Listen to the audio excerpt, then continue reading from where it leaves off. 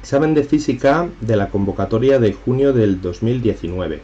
Vamos a ver en este examen la parte correspondiente a la parte de test, que eran 10 preguntas de A, B, C, ¿vale? Bien, la primera pregunta dice así: en el Sistema Internacional de Unidades, la constante K en la ley de Coulomb se toma como K igual a B por C al cuadrado, siendo C la velocidad de la luz en el vacío y B una constante igual a 10 a la menos 7. Las unidades de B son... Bien, cuando os pregunten un problema de unidades, recordad que en física, siempre que tengamos una ecuación, las unidades de lo que tenemos a la izquierda de la ecuación tienen que coincidir con las unidades de lo que tenemos a la derecha, ¿no?, de esta igualdad. Por lo tanto, lo primero sería averiguar cuáles son las unidades de K.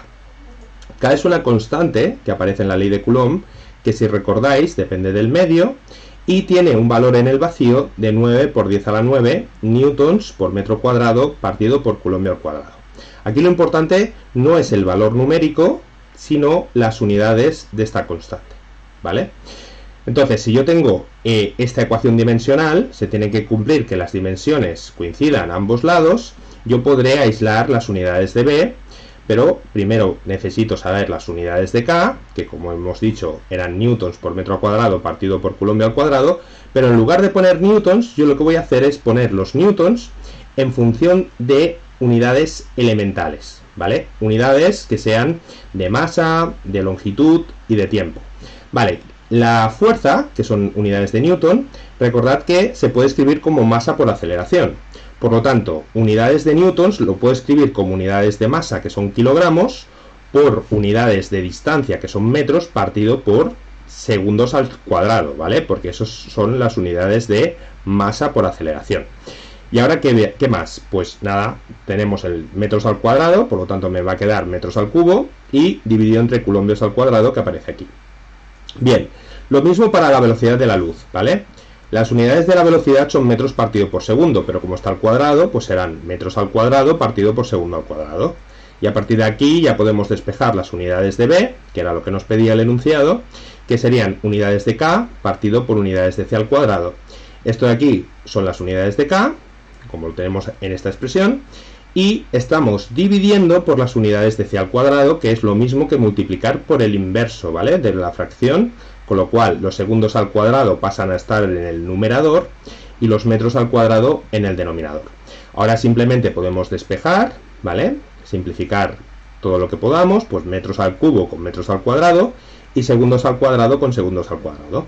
Con lo cual, ¿qué nos queda? Nos quedan kilogramos por metro partido por coulombios al cuadrado. Si nos fijamos en las opciones que teníamos aquí, pues se corresponde con la opción B, ¿de acuerdo? Bien, vamos a la segunda pregunta. Dice, los radios de dos planetas son R1 y R2, mientras que sus densidades medias son ρ1 y ρ2. El cociente entre las aceleraciones debidas a la gravedad en la superficie de cada planeta, G1 partido por G2, es... Bien, lo primero que vamos a hacer es recordar cuál es la definición de densidad. Una densidad es siempre la masa partido por el volumen, ¿vale? Entonces, ¿la masa a qué se refiere? Pues a la masa del planeta, ¿de acuerdo? Y el volumen, pues al volumen de un planeta. El volumen de un planeta es el volumen de una esfera, ¿vale?, que tiene como radio, pues el radio del planeta. Por lo tanto, el volumen de una esfera, tenéis que recordar esta expresión, ¿vale?, son 4/3 por pi por el radio al cubo, ¿de acuerdo? A partir de aquí, yo voy a aislar la masa dividida entre el radio al cuadrado. ¿Por qué? Pues ahora veremos que esto me va a venir muy bien para despejar la expresión de la gravedad, ¿vale? Pero bueno, en principio obtenemos esta relación, ¿no? Este 4/3 pasa multiplicando por la densidad, el pi pasa también multiplicando, y uno de estos radios pasa multiplicando. Con lo cual nos queda esta relación. A partir de aquí, recordemos que la gravedad en módulo, ¿vale?, porque la gravedad es un vector, yo estoy cogiendo el módulo de ese vector, es G, constante de gravitación universal, por la masa del planeta dividido entre el radio al cuadrado del planeta, porque estamos mirando la gravedad sobre la superficie, ¿de acuerdo? Bien, ya vemos que tenemos la masa dividida entre el radio al cuadrado, y esto es exactamente la expresión que yo me he aislado para dejarla en función de la densidad y del radio. Pues sustituyendo, ya tendríamos una relación entre la gravedad y el radio del planeta y la densidad del planeta. Ahora, ¿qué nos falta? Pues hacer este cociente, ¿no? Si yo hago el cociente de G1 entre G2, vemos que 4 tercios por pi por G y 4 tercios por pi por G se me va a simplificar y solamente me quedaría el radio del planeta 1 por la densidad 1 dividido entre el radio del planeta 2 por la densidad 2, que se corresponde con la opción C. Bien, tercera pregunta. Nos dice así: la carga eléctrica neta de un material que contiene 1,25 por 10 a la 12 iones de magnesio, ¿vale? Mg2+, y 4,5 por 10 a la 13 electrones. Nótese que la carga del protón vale 1,6 por 10 a la menos 19 coulombs. Bien, esta nota que nos ponen aquí, tendríamos que saberlo ya, ¿vale? Que la carga de un protón es la misma que la carga de un electrón, pero simplemente cambia de signo, ¿no? Vale, pues si yo quiero calcularme la carga neta de un material, tengo que contar el número de protones, es decir, de cargas positivas, y restarle el número de electrones o cargas negativas, ¿vale? El resultado neto de este balance de cargas positivas y cargas negativas lo tendré que multiplicar por la carga correspondiente a un electrón o a un protón, que es la misma, ¿vale? 1,6 por 10 a la menos 19, ¿de acuerdo? Por lo tanto, se trata de simplemente contar número de protones y número de electrones. Bien, para el número de protones, fijaros que nos dan los iones, no me dan los protones. Yo tengo que fijarme en que el magnesio ha perdido 2 electrones, ¿vale? Por eso es un ion con 2 más, con lo cual la carga que tiene cada ion corresponde a la carga de 2 protones. Así que para calcularme el número de protones tendré que multiplicar por 2 el número de iones que me dan, ¿de acuerdo? Así que tendríamos que la carga neta va a ser 2 veces el número de protones menos, perdón, 2 veces el número de iones, que esto sería el número total de protones, menos el número de electrones. Y ahora bien, ya simplemente lo multiplicamos por la carga de un electrón en valor absoluto. Fijaros que si esto me da un balance negativo, quiere decir que hay más electrones que protones, pues me quedaría una carga neta negativa, ¿no? Si tenemos más protones que electrones, pues la carga neta sería positiva. Vale, pues en este caso nos da una carga neta negativa de menos 6,8 por 10 a la menos 6 coulombios, con lo cual la opción C. Muy bien, vamos a la cuarta. En el campo eléctrico creado por una esfera con una densidad de carga positiva uniforme, el potencial eléctrico a una distancia r del centro de la esfera, donde r es mayor que el radio de la esfera, nos preguntan si depende o no depende de la distancia y si aumenta o disminuye con esa distancia, ¿vale? Bueno, esto es realmente una pregunta muy teórica que simplemente tenéis que recordar. En primer lugar, el campo eléctrico de una esfera que tenga una carga positiva, esa carga no es una carga puntual, está distribuida pues ya sea en la superficie de la esfera o en el volumen de la esfera. En cualquier caso, la carga total va a estar concentrada en toda la esfera. Pero como yo estoy mirando en una distancia que está más allá del radio de esta esfera, al final esto es equivalente a tener toda la carga de la esfera concentrada en un punto. Es exactamente la misma ecuación que tener una carga puntual de valor Q centrada en el centro de la esfera, ¿vale? Con lo cual la expresión que vais a obtener va a ser siempre la misma que para una carga puntual. Pero bueno, para que veáis cómo se tiene que hacer esto en otros problemas, ¿vale? Recordad que para resolver problemas de este tipo, utilizamos lo que se llama la ley de Gauss, ¿vale? La ley de Gauss nos dice que el flujo a través de una superficie cerrada, que en este caso es esta esfera que veis aquí punteada, de radio R minúscula, va a ser las líneas de campo, el campo, multiplicada por la superficie de esa esfera. En este caso, la superficie de esa esfera va a tener un valor de 4pi por el radio al cuadrado, radio minúscula, R minúscula, ¿vale? Que es la distancia donde estamos mirando. Pues bien, el flujo a través de esa superficie, dice la ley de Gauss, que es igual a la carga que tengamos en el interior dividida entre epsilon sub 0. A partir de aquí solo os queda despejar el campo, ¿veis? Directamente el campo tendría el valor de la carga dividido entre 4pi epsilon sub 0 por R al cuadrado. Fijaros que 1 partido por 4pi epsilon sub 0 es la K de siempre, la K que hemos visto en el primer ejercicio del test de hoy, ¿vale? Es la constante eléctrica que se pone en la ley de Coulomb, la de siempre, 9 por 10 a la 9, ¿vale?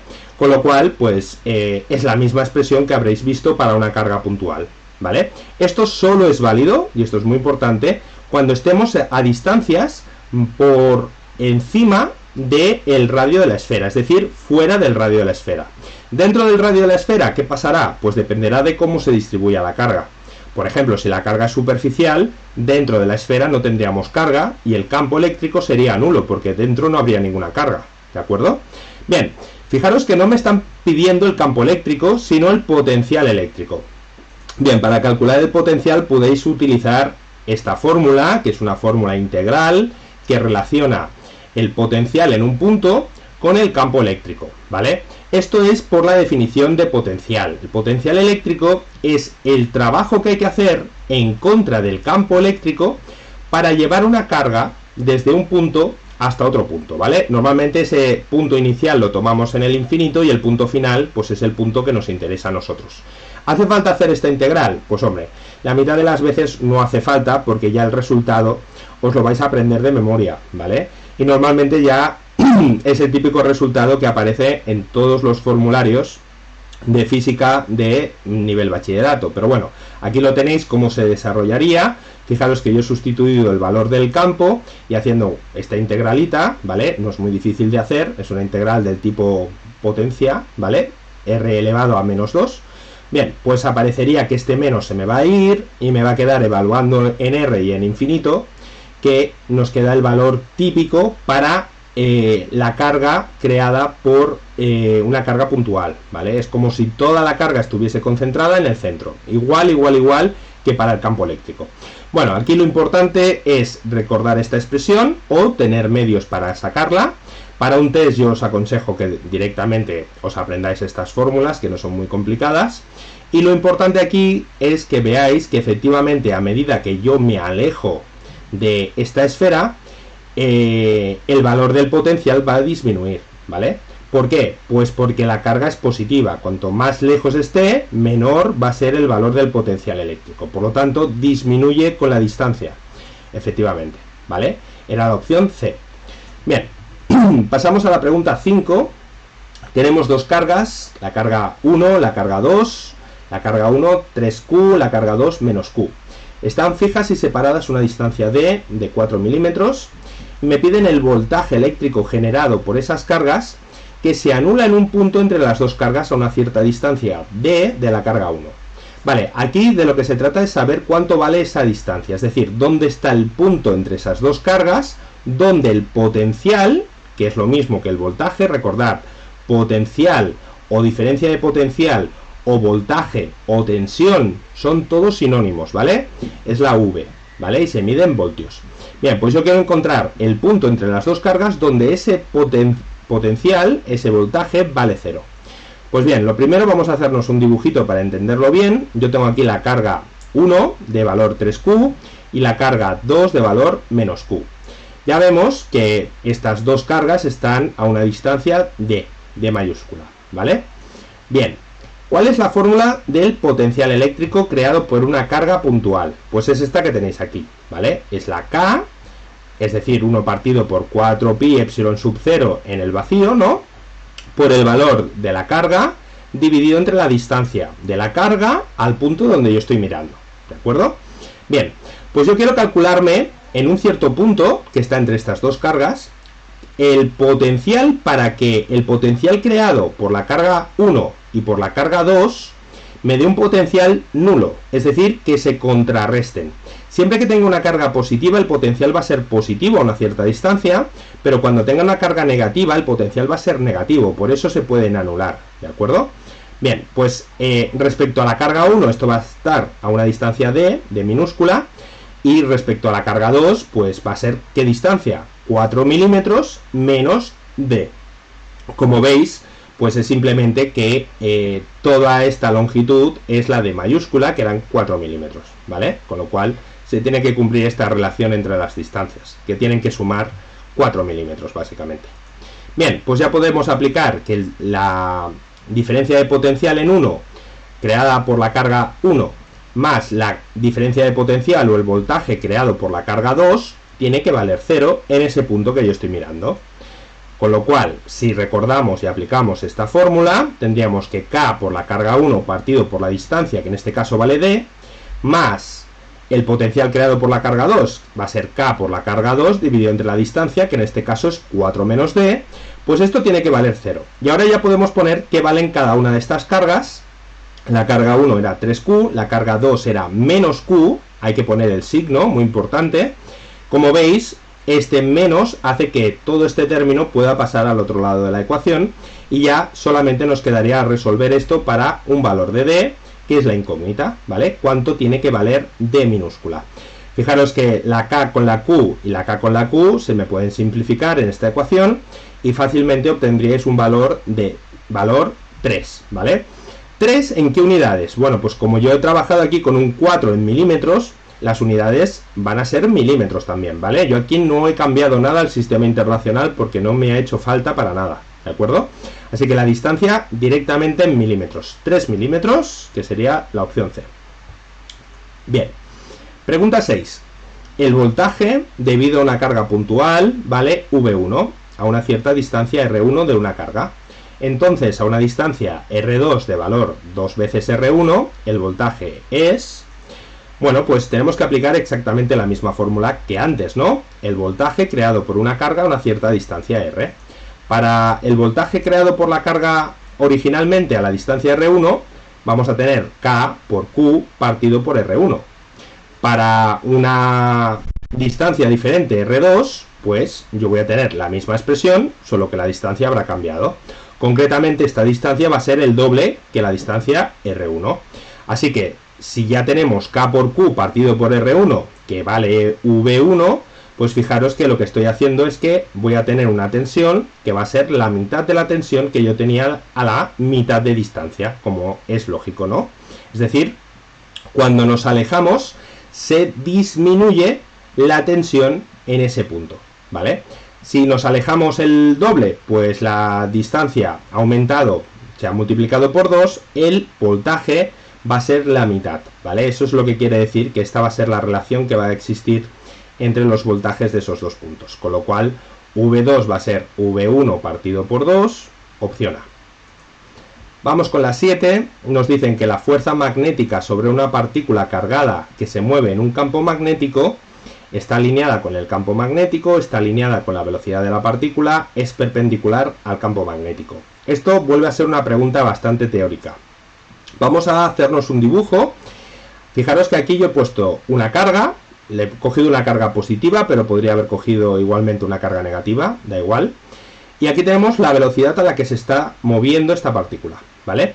Como vemos, aquí existe un campo magnético que yo lo he dibujado en este caso perpendicular, ¿no? Saliendo hacia afuera del papel, de valor B, ¿no? En este caso, este es un vector perpendicular a V y hacia afuera. ¿Qué pasa? Pues que aparece una fuerza magnética. Esto es lo que se llama la fuerza de Lorentz, ¿vale? Esta fuerza va a tener el valor de la carga, que en este caso es positivo, por el producto vectorial de V por B. Vale, ¿qué pasa cuando yo me calculo un producto vectorial? Pues que obtengo otro vector, ¿no? Y ese vector, recordad que siempre va a ser perpendicular a ambos vectores simultáneamente, tanto a V como a B. Con lo cual, forzosamente, ¿va a ser perpendicular al campo magnético? Sí, va a ser perpendicular tanto al campo magnético como a la velocidad, al vector velocidad. En este caso, fijaros que podéis aplicar la regla de la mano derecha, ¿vale? O podéis hacer directamente el determinante para calcular este producto vectorial y os quedaría que efectivamente esta fuerza va hacia la derecha, de forma que es tanto perpendicular a V como a B. Así que la respuesta es perpendicular al campo magnético, ¿vale? Estaría alineada de esta manera. Aquí simplemente os he puesto la misma expresión y recordad que si yo necesito calcularme el módulo, este producto vectorial se convierte en el producto de módulos por el seno del ángulo que forman, ¿de acuerdo? Si, como yo he puesto en este caso, estamos en un caso en el que V y B son perpendiculares, tendríamos que hacer el seno de 90 grados, ¿no? Porque son perpendiculares entre sí. Por lo tanto, el seno de 90, recordad que vale 1, y esto quedaría directamente el producto de los módulos de todos estos vectores, ¿vale? De V y de B, y cogeríamos el valor de la carga también en valor absoluto, porque estoy calculándome el módulo de la fuerza. Bien, No insisto más con esta pregunta, que era bastante teórica, y pasamos a la siguiente. Pregunta 8. Vale, otra pregunta también de pensar un poco. Dice así: dados dos conductores rectilíneos indefinidos y paralelos, estos son hilos infinitos, ¿vale? Para entendernos, alineados con el eje Z, con corrientes en direcciones opuestas, es decir, una va en el sentido positivo del eje Z y la otra, I sub 2, va en sentido contrario, ¿no? En sentido negativo del eje Z. Vale, donde K, pues ya nos dicen aquí que es el vector unitario según el eje Z, la fuerza magnética que aparece entre los conductores. Bien, aquí tenéis la expresión, ¿vale? La expresión del módulo de estas fuerzas. Me da igual, ¿eh? La fuerza que va a generar el hilo 1 sobre el hilo 2 va a ser exactamente la misma que va a generar el hilo 2 sobre el hilo 1, ¿vale? Lo único que va a cambiar va a ser el sentido de esas fuerzas, pero en módulo yo lo puedo expresar así, ¿vale? Esto sería una expresión que, como veis, depende de la longitud de estos hilos. Si los hilos son infinitos, yo no puedo poner aquí cuánto vale L, y lo que solemos expresar, lo que solemos dar, es la fuerza por unidad de longitud, ¿vale? Va a ser mu sub 0 por el valor de las corrientes, I1 por I2, dividido entre 2pi por D, donde D es la distancia que hay entre estos dos hilos. Vale, pero esto no responde a la pregunta. ¿Es atractiva, es repulsiva, es nula? Bueno, ya vemos que nula no es, ¿vale? Ni siquiera cuando I1 sea igual a I2, simplemente tendríamos esta corriente elevada al cuadrado, ¿no? Así que esa fuerza no se va a anular. Pero tenéis que pensar lo siguiente, ¿vale? Cuando yo tengo dos hilos, como veis aquí en el dibujo, uno para arriba y el otro para abajo, si yo me quiero calcular la fuerza que está haciendo el hilo 1 sobre el hilo 2, esa fuerza, ¿quién la genera? Bueno, pues esa fuerza la está provocando el campo magnético que está generando la corriente que circula por el hilo 1, ¿vale? Ese campo va a ir hacia adentro del papel, ¿vale? Hacia adentro de la pantalla, digamos, en este caso, ¿vale? Que es este B1 que veis aquí en verde, hacia adentro. Y la corriente I2 va hacia abajo. Pues si hago el producto vectorial de I1 por B1, I2, perdón, por IB1, veríamos que la fuerza va a ir hacia la derecha, ¿vale? Es decir, va a ser una fuerza repulsiva. Y lo mismo podríamos analizar para la fuerza que genera el hilo 2 sobre el hilo 1, ¿vale? Fijaros, el campo magnético B2, que es el campo que genera la corriente 2 sobre el hilo 1, va a ir también hacia adentro del papel, ¿vale? Va a ir indicado, como veis, en el sentido hacia adentro. En cambio, si yo quiero calcular la fuerza, pues tengo que aplicar un producto vectorial, ¿vale? Sería I1, producto vectorial por B2. Pues regla de la mano derecha, ponéis el índice según el sentido de la corriente, el anular iría hacia dentro del papel y el pulgar os va a decir que la fuerza va hacia la izquierda. ¿Qué vemos? Pues que cuando dos hilos, las corrientes son opuestas, las fuerzas que aparecen entre estos dos hilos van a ser repulsivas, no atractivas. Y esto es muy importante porque aquí ya veis que estaba marcada la A, ¿vale? Estas son las correcciones típicas que podéis descargaros de las páginas de las PCE, de la UNED, ¿vale? Veríais que estaba marcada la A y es incorrecta, ¿vale? No es siempre atractiva, al contrario, es repulsiva, ¿vale? Una manera que tenéis de recordar esto de una forma muy fácil y muy sencilla y que no se os va a olvidar. ¿Verdad que sabéis que cuando yo tengo una carga positiva y una carga negativa, las cargas de signos opuestos se atraen? Y las cargas con el mismo signo, más o menos, se repelen? Pues con las corrientes es justamente al revés. Es decir, cuando las dos corrientes, la corriente se circula, digamos, en el mismo sentido en los dos hilos, se van a ver atraídas. En cambio, cuando una corriente es hacia arriba y la otra hacia abajo, es decir, son corrientes opuestas, ya sea en una dirección o en la otra, da igual, tienen que ser opuestas, veríamos que las fuerzas que aparecen son repulsivas. O sea, un poco la idea es al contrario que con las fuerzas de las cargas eléctricas, ¿vale? Las cargas puntuales por la ley de Coulomb. Muy bien, pues ya tendríamos por lo tanto que se trataba de la opción B, ¿vale? He insistido un poco en este ejercicio porque es muy importante que esto lo tengáis muy claro, ¿vale? Y porque se había cometido un error aquí que valía la pena mencionar. Bien, vamos con la pregunta 9. Nos dicen, en el Sistema Internacional de Unidades, el desplazamiento vertical en una onda armónica es h de xt 10 por el seno de 2pi por 0,3 por t menos 0,05 por x. Nos dice que esta onda tiene una longitud de onda, una frecuencia, una velocidad de fase. Vale, bueno, pues es el típico ejercicio en el que tenemos que comparar lo que tenemos en esta expresión de la onda con una expresión genérica de la onda, ¿vale? ¿Cuál sería la expresión genérica de una onda? Bueno, pues yo aquí os la he puesto de manera que sea fácil de comparar, ¿vale? La amplitud por el seno, porque aquí tenemos un seno, de 2pi, porque aquí tenemos un 2pi, y lo que me queda dentro del paréntesis, ¿vale? Fijaros que sería t partido por el periodo, menos x partido por la longitud de onda, ¿de acuerdo? Y aquí tendríamos una fase inicial, que en este caso, como veis, no habría ninguna fase inicial, ¿vale? La fase inicial en este caso valdría 0. Con lo cual ya podemos comparar las cosas. Por ejemplo, la amplitud valdría 10, ¿vale? En el sistema internacional, pues esto serían metros. Y podemos comparar justamente lo que nos piden. Por un lado, la longitud de onda. Bien, ¿la longitud de onda qué es? Bueno, pues en este caso sería 0,05, va a ser el inverso de la longitud de onda, ¿no? Porque es lo que está multiplicando a la x, y aquí la longitud de onda divide a la x, ¿vale? El periodo, pues sería el inverso de 0,3, por lo mismo, ¿no? Bueno, pues es muy fácil deducir que el inverso de 0,3 es 3,33 segundos, ya tendríamos el periodo, y la longitud de onda 1 partido por 0,05, que si hacéis ese cálculo, pues os va a dar 20 metros. Ninguno de estos dos coinciden con lo que me ponen aquí, ¿no? La longitud de onda no vale 0,1 por pi metros, sino que vale 20 metros. La frecuencia, recordad que la frecuencia es el inverso del periodo, pues el inverso del periodo aquí es justamente 0,3, no 0,6 por pi. Así que esto también estaría mal. Y la c, pues digamos, por descarte, ¿no? Tiene que ser la velocidad de fase, pero vamos a calcularlo. La velocidad de fase es la longitud de onda dividido entre el periodo.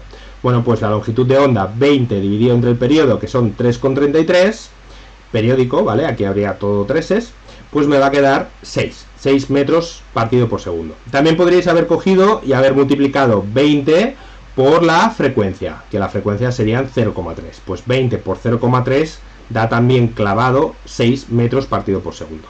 Así que la velocidad de fase, efectivamente, esta correcta era la C. Y por último, ya pasamos a la pregunta 10, donde vemos que se trata de un problema de física nuclear. Nos dan carbono 14, 6, ¿vale? Esto es el número másico, vale 14, el número atómico vale 6, que se utiliza en la datación arqueológica, como ya habréis visto seguramente, ¿no? Es muy frecuente oír, ¿no? La prueba del carbono 14, bueno, pues el carbono 14 se utiliza, entre otras cosas, para datar piezas arqueológicas, y nos dice que decae por radiación beta, dando lugar a un isótopo del nitrógeno, ¿vale? Nos preguntan el número de neutrones y protones, es decir, el número atómico, en el núcleo de nitrógeno resultante. Bueno, pues aquí lo único que hay que fijarse es en que se está produciendo una radiación beta, ¿vale? Es decir, se está desintegrando cada uno de estos núcleos, ¿vale? De carbono, de manera que se produce una emisión beta. Cuando nos digan emisiones beta, siempre es beta negativa. ¿En qué consiste? Pues cogemos un átomo, ¿no? Un átomo de carbono, y en este caso el átomo original, cada neutrón, un neutrón de ese átomo original, se descompone en un protón más un electrón, que es esta partícula beta, más una partícula que se llama antineutrino, que no participa, digamos, en lo que es la masa ni la carga de esta ecuación, ¿vale? Muy bien, pues, ¿qué pasará? Como veis, el número másico va a seguir siendo el mismo, A va a seguir siendo A, pero el número atómico aumenta en una unidad, ¿vale? Y esto es lo que tenéis que recordar cuando os digan que hay una radiación de tipo beta, ¿vale?